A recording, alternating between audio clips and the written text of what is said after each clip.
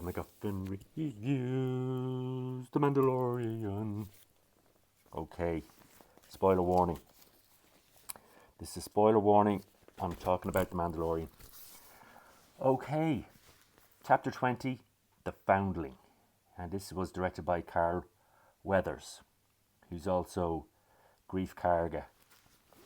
And he's also directed Chicago Med, FBI, Law and Order, The Last OG, Hawaii Five-0. So he's directed episodes of those shows, and he does a great job here. This is a really good episode. Yeah, better than the last one. Sure is. We see our Mandalorians training,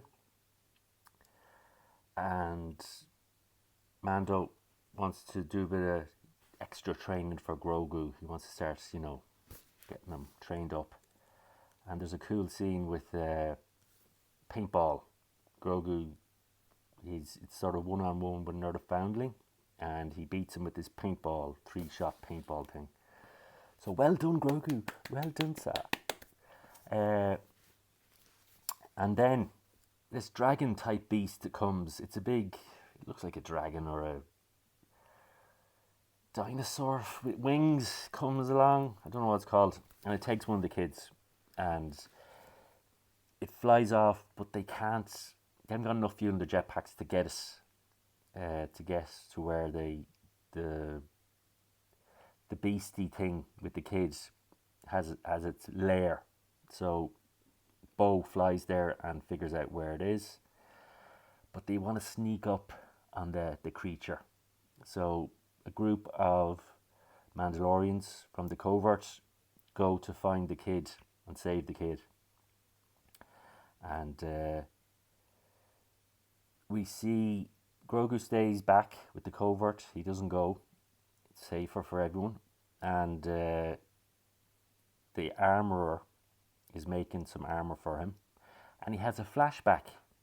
He has a flashback to Coruscant when the Order 66, or is it 66 or 99? One of those orders comes in, and the troopers turn on, the clone troopers turn on the Jedi and start wiping the Jedi out. And Grogu's in the Jedi Temple when this happens, and we see the Jedi getting him to Kelleran Beck, played by Ahmed Best. Yes, Ahmed Best, great. He's a cool Jedi, and he took a lot of flack for being Jar Jar, which is a big shame. He went through a lot of, I suppose you'd call it fan hate. What would you call it? Yeah, he took, for years, believe it or not, people didn't like the sequels, or the prequels. And yeah, they were saying, it was Ahmed Best's fault that, Jar Jar, he was just doing his job. He was just doing what George Lucas wanted. George Lucas wanted some comedy in the Star Wars Episode 1 and 2. And Jar Jar was the comedy factor. So Ahmed Best should have left him alone. He was doing his job, and he did a good job. I mean, Jar Jar Binks, yeah. Anyway, at least that's changed for him now. They got him back as this cool Jedi, and there's a great biker chase, and he's got a little sidecar for Grogu, which is great. So there's a great chase there on Coruscant, and yeah, this is great to see Ahmed Best back and have the cool character. And he obviously, people thought he didn't have Jar Jar, wasn't cool, and has ruined Star Wars, but the man was just doing what he was paid to do. Okay, so great. Hopefully he's back for more. We see him with Grogu in future episodes, so that'll be great. And okay, back to our Mandalorians. Oh yeah, so Grogu gets a piece of a protective plate from the armor, and very good. He's going to be a cool little. Imagine him in a little helmet and a really cool Mandalorian Grogu. Yeah, can't wait. So we go back to our Mandalorians trying to save the kid from the dinosaur dragon bird, and they sort of camp out till morning, and because they want to sneak up to the lair, and they want to do it when the sun rises, and so they sleep, they camp overnight, and we see a scene where they all go off to different places to take off their helmet and eat, because they're not allowed. For some reason, the Mandalorians, they're not allowed to look.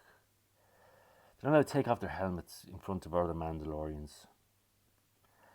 But usually they just lifted. I've seen past episodes, they lift their helmet and they can sort of eat without taking off their helmet fully. But anyway, whatever.